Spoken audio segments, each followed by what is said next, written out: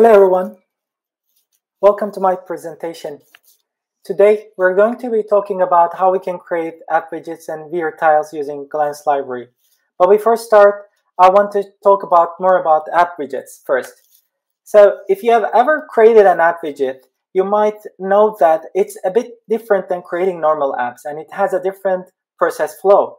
Even if it says create a simple app widget in the documentation, if you go to documentation and scroll down a bit, you will see that it has some other processing flow other than just creating apps. So the main reason it's different because of the system is owning the process, and we need to provide remote views and we need to deal with the app widget provider, etc. So it's like you're going to write recipe of something and then give it to the system, and system is going to create those views on runtime. This is a bit different than creating normal apps. Why am I talking about this app widgets like this is that we're going to be basically talking about how Glance makes this process a lot easier to create app widgets and weird tiles. First of all, today's agenda is we're going to be talking about what is a Glance and how it helps about creating app widgets and weird tiles. And then first part, we're going to see the app widgets, the actions that is supported from the Glance library, and Glance widgets are actually stateful. We're going to see how we can manage the state of our app widget with the Glance, and we're going to see the size modes, and we're going to see how we can theme our app widget. Then we're going to jump to weird tiles, and we're going to create a simple weird tile using Glance. Then we're going to see the supported glanceables. It's just a fancy way of saying composable in Glance library. So we're going to see the supported composables in Glance for weird tiles. Then we're going to see the actions. Actually, there's a single action. So we're going to see that action. And we're going to talk about the timelines, supported timelines inside the Glance library. At the end, we're going to be discussing what are the pros and cons of using Glance library. Let's get started.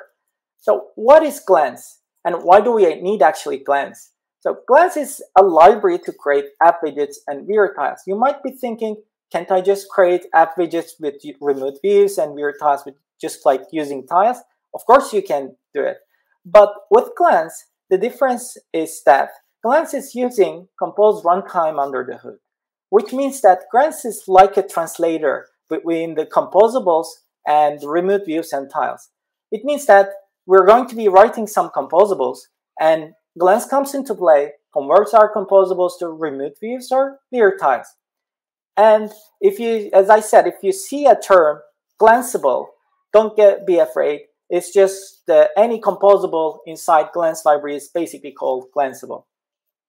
Cool. Now we said its job is to simply convert the composables to remote views and weird tiles, and we know why we are using Glance instead of just dealing with the remote views or tiles. We're going to be writing some composables, and Glance is going to convert it to remote views and tiles. And for app widgets, it has the Android 12 widget improvements like dynamic coloring or responsive sizing. And it's only backwards compatible until API 23 for app widgets. Even though it will compile for 21 and 22, it's only compatible until 23. Cool. Now we know what Glance is and what it does. So let's see it in action. First of all, we're going to start with app widgets. We're going to create app widgets using Glance, and we're going to see the actions, size modes, and theming, and then we will jump to the weird tiles. Yes, let's start with creating a simple app widget using Glance. The first thing that we need to do is that we need to first define our app widget receiver by extending the Glance app widget receiver. So when we extend that, we're going to need to override a value called Glance app widget, which we will be setting it to our own app widget. In this case, it's my app widget. So we're going to see how we can create my app widget in a bit. But before that, I want to also talk about this. So Glance app widget is, of course, an app widget receiver. You can see that, I guess. But an app widget receiver is also a broadcast receiver, meaning that you need to remember to define your my app widget receiver in your Android manifest. Let's assume that we have defined my app widget receiver in our Android manifest file. Then the next step is to actually create our app widget and write some composables. let's do that. So in order to do that, we're going to need to use glance app widget, and we're going to extend it, and we just call it, in this case, my app widget. And it has a content function which we can write our composables into. So in this content function, we're going to be writing our composable functions, and then it's going to show these composables on the app widget. Let's go ahead and write some composables. First of all, let's start by just showing a simple text called hello from a glance widget. So we're using a text composable and then setting our text. And if you run this app, of course, then you need to add your app widget. After adding the app widget, you will see that it is showing a text called hello from a glance widget, which is pretty cool. But another thing is, where is this text coming from? So is this the material one, or is this something else? So Glance, it's actually another client library which uses Compose runtime under the hood, meaning that this text is actually not coming from the material, but it's coming from the Glance itself. It means that Glance has its own set of composables, and it's not possible to reuse the same composables that we already have, or we have already created for our apps in Android apps. Similar to this one, there is a modifier concept in Glance as well, in Glance composables. You can use the modifier, but not the modifier that you're used to, that's coming from Compose UI. But instead, Glance has its own modifier called Glance modifier, where we can use that to set the background size, set the size, etc. Now we know what Glance is and how we can create an app widget using Glance. Let's go for actions. Let's put some things on top of it. So with actions, actually, it's the response to user interactions. For instance, if the user clicks your app widget and then you want to do something, then you can use 4 types of actions coming from the Glance library. If you can start an activity, send broadcast, start service, or even you can have your own custom callback. For instance, if the user clicks your app widget and you want to show a toast message, then you can even do that. Let's go ahead and make an example. I want to start an activity whenever user clicks my text. In order to do that, what I'm going to do is I just need to make my composable clickable by using Glance modifier and give my own action called action start activity. And in that action, I need to give my activity called my activity. If I do that, then it will, whenever the user clicks, it will open my activity. And similar to this, as I told you, you can also use like start service, send broadcast, or even you can have your own custom callback. You can just switch this line and call it action run callback, and then give your own custom action callback, and then it will just run your own custom action callback. We're going to see it in a bit. But before that, let's talk about the state. Glance widgets are actually stateful, meaning that you can save the state of your app widget. You can save not anything maybe, but what the defined things, defined things, you can save the state as an app widget in the Glance app widget. So when we say state, Glance actually provides a composition local called local state. We can use that to read the current state and then do our thing. It actually uses data store under the hood, meaning that it's supporting by default, there is a state definition coming from the Glance, and the default state definition supports the primitive types and the set. Also, you can get the current state using current state function. It's basically a shortcut of saying like local state.current as your state definition. So instead of doing that, you can just use the current state as a shortcut. Now we know what state is in Glance, but how are we actually going to use it? Let's just make an example. I want to make a click counter, meaning that whenever user clicks my app widget, clicks my text, I want to increment the number, save that number as a state, and whenever user clicks again, I want to do this process again and again. In order to do that, we're going to, of course, need to create an app widget, but the first step is actually to create a key. This time I am going to save my state, and inside the state I'm going to save the counter. In order to save the counter, I need a key. Think it like if you have ever used shared preferences, it's the same in data store. You need a key, and it's just like a key value pair. And I'm creating a key for my counter, and I need another key for my something called counter action parameter. So this is actually the key for sending my incremented counter from my composable to my own action callback. We're going to see that in a bit. And the next step is to write some composables inside content. The first thing is to read the state. So I'm reading the state using current state function, giving my key. I want to get the counter value with using counter key. And if there is no value, which means that if it's null, I know that it's the initial state and I need to fall back to 0. And I'm setting it as number of clicks. Then in my text composable, what I'm doing is, in my modifier, I'm making my text composable clickable and giving my own custom callback. So in this case, it's called counter increment action callback. And in the parameters, I am just incrementing number of clicks, because whenever user clicks my composable, I know that I need to increment the current click number by 1. And I'm incrementing it and sending it to my action callback.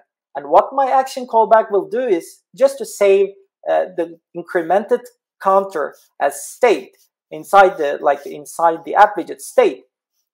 And last step is actually to show the number of clicks as string here.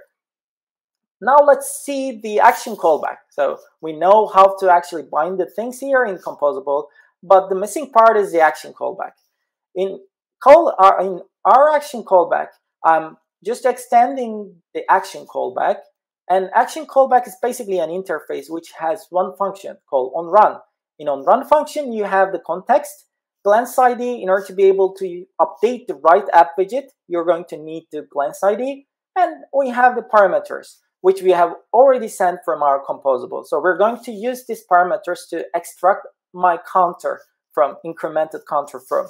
So let's go ahead and extract my incremented counter. So remember that I have just incremented by 1 in my composable and put it inside the parameters and send it here.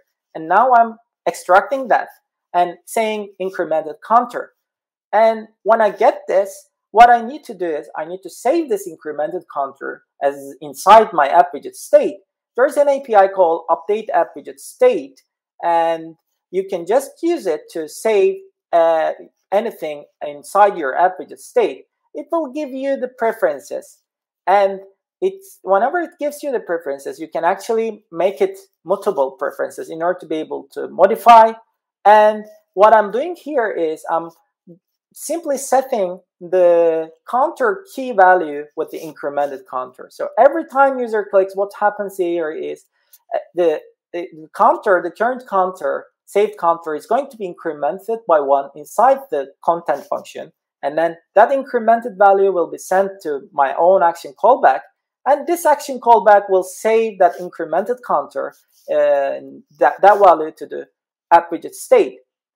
But this is not the last step, because everything is done, but we also need to trigger or let the system know that I have updated something and it needs to call my content function again. In order to do that, I can just say my app widget.update and give the context with the glance ID in order to be able to update the right app widget. Then system will invoke that content, trigger and invoke that content function again. So then what will happen is, of course, you're going to see this. Whenever a user clicks, it's going to increment and then save the state, and it will do the same process each time a user clicks it. So now we have mentioned about the actions and the state. But what about the sizing of my app widget? So when we say sizing, in Glance, there is a composition local called local size to keep the size of a widget. I am seeing the size of a widget, but not the current size of a widget, because it really depends what size mode you're using. There are 3 different size modes in Glance library for app widgets. The single one, exact, or responsive. Let's go one by one. Let's talk about the single size mode. single size mode, if you're using single size mode, it means that the content function is going to be called once with the minimum size. But where's this minimum size coming from?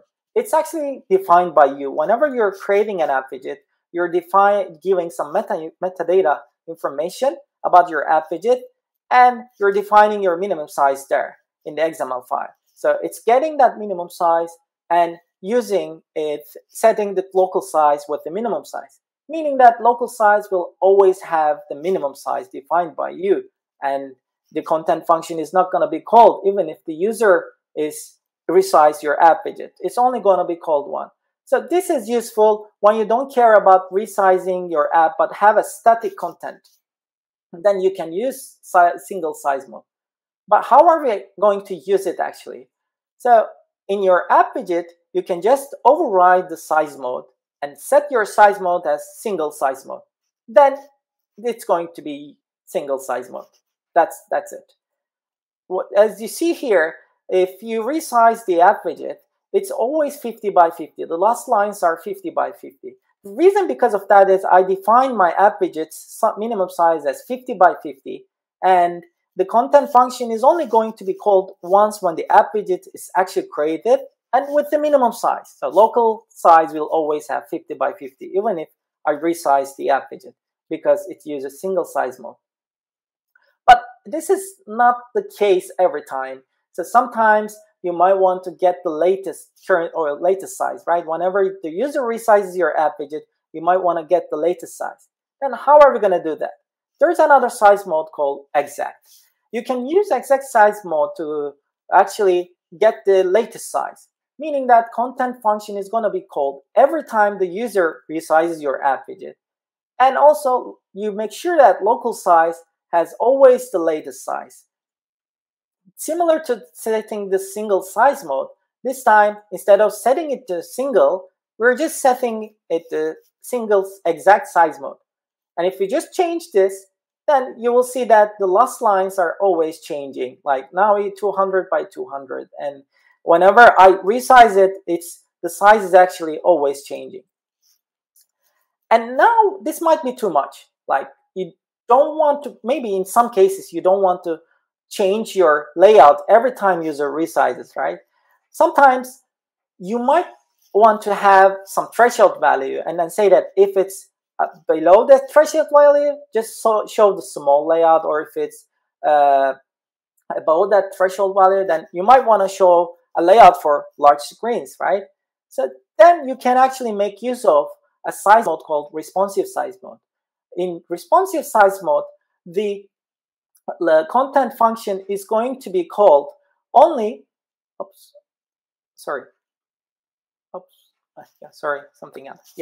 the content function is going to be called only for the defined size, meaning that you're defining some sizes and the content function is going to be called if the size is changing from one to another one. And also local size will always have one of the defined size by you. How are we going to do that? Let's go ahead and give an example. I want to have two layouts. Let's say I want to have a small box layout and large box layout. And I am simply defining the sizes for each. For small box, I'm defining 100 by 100. And for large box, I'm defining 200 by 200. And then what I'm doing this time is, instead of just setting, of course, I'm setting here to responsive size mode, but I also need to give the set of sizes supported by our app widget. In this case, it's small box and large box.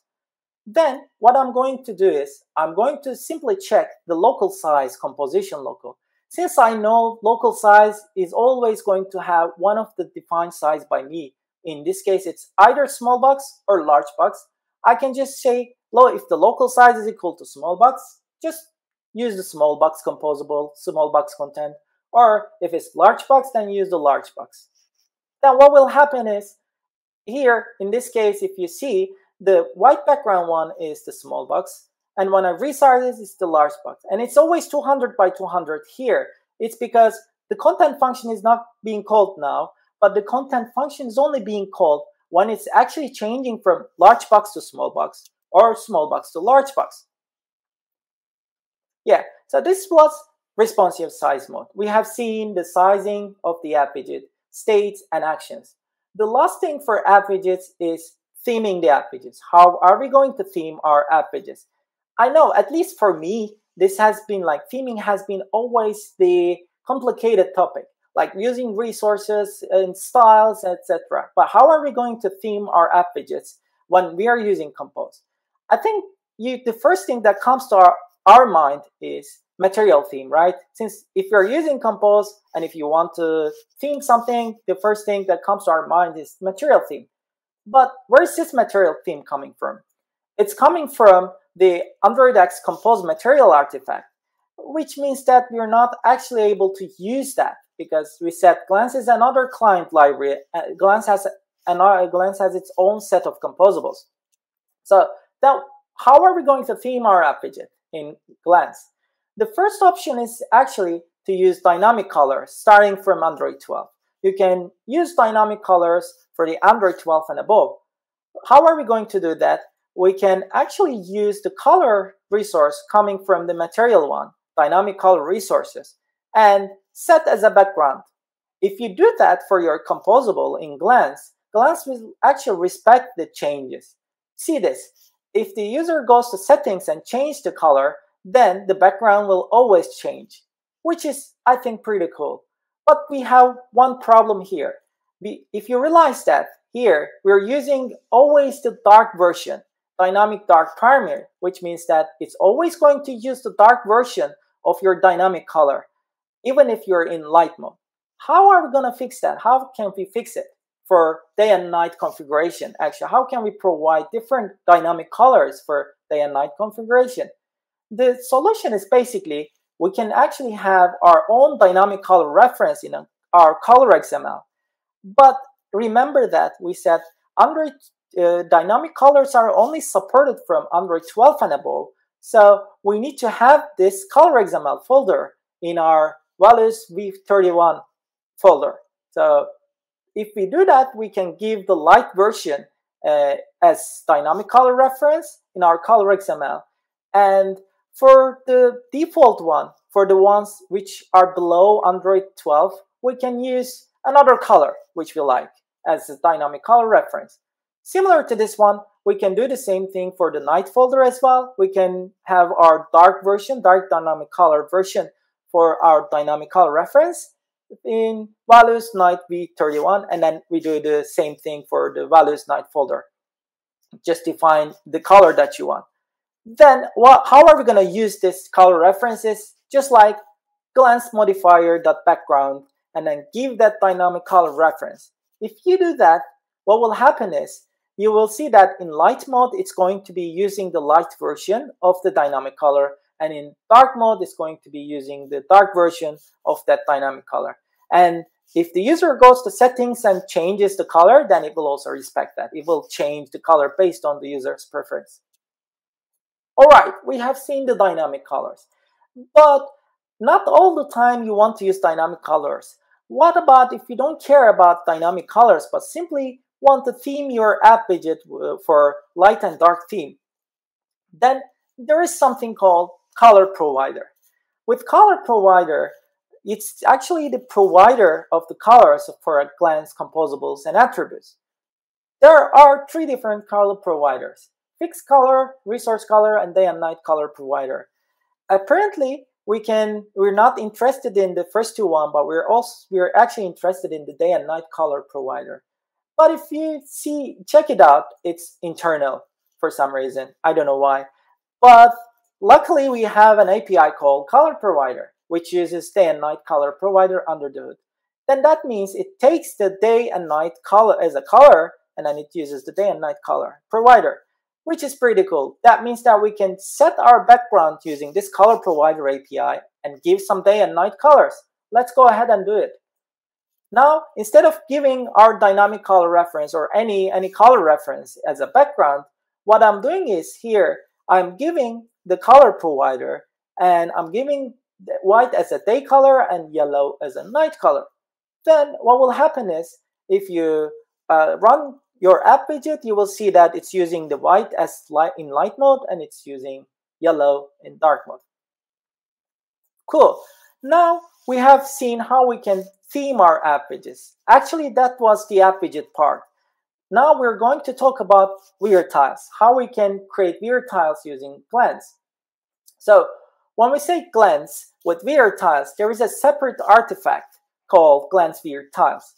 And it has a minimum SDK of 26. I think it's fine for most watches, because if you have never used tiles or created tiles, you can think tiles as the app widget of wearOS. It's like you're creating app widget. What you're doing is you're creating an Android app, and then the saying in your Android manifest file, I'm supporting an app widget, and then whenever user goes to app widget, they are able to find the app widget from your app, right? So it's the same thing with wearOS. So you're defining your tile, and then whenever user wants to add your tile, the user is going to be able to find your tile. So it means that we're going to be creating a wearOS app which supports weird tiles. And components created only using AndroidX.glance, our library, can actually be shared. So when you're creating the app widgets, there is actually a separate artifact called glance app widget, if I'm correct. So, but there is a separate artifact for app widget. So as long as the components are not coming from or not using anything from that artifact, app widget artifact, the components actually can be shared between the weird tiles and app widgets, which is, I think, pretty cool. Now let's go ahead and create that weird tile using glance. The first thing that we need to do is basically we need to use glance tile service. It's very similar to glance app widget, but this time it's called glance tile service. We need to extend it, and it also has a content function. In the content function, we're going to be writing our composables. In this case, I'm just writing using the text composable to write hello from a weird tile. So then what will happen is if you run it and add the weird tile, of course, you will see that it's showing the hello from a weird tile, which is cool, but not a real world scenario, right? So we need to make it a little bit more complicated. Let's go ahead and do it. Let's just add another text below that, and now let's just stack them vertically. How we're gonna do that? If you remember from Compose, you can actually use column. So we have the same thing in Glance. We can use the column. Glance also provides a composable called column, which stacks them vertically. So if you put another text here, then how will it look like is this? First, you're going to see hello from a weird tile, and then the next line is going to print glance rocks, which is also cool. But you can even go crazier than this. Glance has a composable called curved row. So curved row is basically used to stack the composables inside horizontally as curve. But it only works if you use the curved composables. Like here, in this case, I'm using curved row, and inside the lambda, I'm using curved text. If I would have been using the normal text, then it would have just stacked them horizontally, not like curve. But you also have to use the curved version. If you do that, then you will see that it's putting them horizontally and then just showing them as curve, which is cool. Now we know how to create a weird tile, simple weird tile using Glance. But similar to what we have actually explained in app widgets, we also, in most of the cases, we want to make it give some interaction, right? So let's go ahead and see what are the actions types that is supported in Glance for weird tiles. Actually, there is a single action which we can use in weird tiles, which is action start activity. It's also not coming from the tiles. It's coming from the AndroidX Glance artifact, which means that it can be shared. Like if you have a component which uses action start activity, then that can be that component. If that component is using the composable that is coming from AndroidX Glance, so that component actually can be shared between the app widgets and weird tiles. You can just write one composable and share it. So in order to give you an example, let's just go ahead and add one image below our curved row and make that image clickable. So I'm still using, right now I'm also using glance modifier, giving some size and make it clickable. Similar to what we have done in app widget, we also need to give an action. In this case, I only have a single action called action start activity. There is no any other action that we can use for tile for now. So in that, I'm giving a location activity. I want to be able to open the location activity whenever user clicks my image. Now what will happen is whenever user clicks the image, it's going to open my location activity, which has map. Now we have mentioned about how to create a wear tile using glance, how to make it interactable, add an action, and the last part is the timelines. So timelines are basically in wear tiles, you can define some time intervals, and depending on the time intervals, you can give different layouts. For instance, you can say the system that I want to use another layout for the first minute of my wear tile after the user has placed my tile. And then I want to use another layout for the first minute and second minute, between the first minute and second minute. And then I want to use another layout after the second minute. So that's the timelines. So in Glance, you can actually do set some timelines, set the timeline mode here. So you can just override the timeline mode and give some time intervals. So in this case, I'm just defining the time instant in order to be able to get the time which the user has actually placed my app wear tile. Then I'm defining some set of time intervals. The first one is basically going to be used if there is no time interval matching. Then this one, I want to have another time interval, which is for the first minute after the user has placed my wear tile. Then I want to have another time interval for between the first minute and the second minute. Then it's very similar to actually defining some size mode, responsive size, set of sizes in our app widget, and then reading that. Now, this time I'm going to read a composition local called local time interval. And I know that it's always going to have one of the time intervals that is defined by me. So I can do this. If the local time interval value, the current value, is equal to the first element, which is the default one, I am going to be showing no content. Or if it's equal to the second one, meaning that the first minute, the interval, then I'm going to be using single column. And if it's equal to the last one, I'm going to be using double column. Then it will look like this. It will show the first one, number one, up to 1 minute. And then between 1 minute and 2 minutes, it's going to be showing the middle one. And the last one is going to be shown after the second minute as a default one. So now we have seen actually how to create a wear tile, how to use the actions in wear tiles, and how we can make use of the timelines. Now let's go ahead and discuss a bit pros and cons of the Glance library. So Glance library, as we said, is another client library which uses Compose runtime under the hood, and it's converting composables. You just need to write some composables, and it's converting the composables to remote views and wear tiles. And as we said, it's not possible to reuse the composables from our app because it's another client library. It has its own set of composables. When it comes to app widgets, there are 4 types of actions that you can make use of. You can start an activity, start service, send broadcast, or you can have your own custom callback. And when it comes to size mode, if you have a static layout, you can use the size mode single. Or if you have, if you want to get always the latest size, you can use the size mode exact. Or if you want to have some threshold value or set of sizes defined by you, and then you want to just reflect on the changes, if those sizes are changing inside the defined size, then you can use the responsive size mode. And for the wear tiles, we have actually a single action called action start activity. You can only start an activity when it comes to actions with wear tiles. And there are 2 different timeline modes. The first one is the single, which is the default one. Like, it means that there is a single layout and there's no specific time for that. So it's always going to be using that single layout.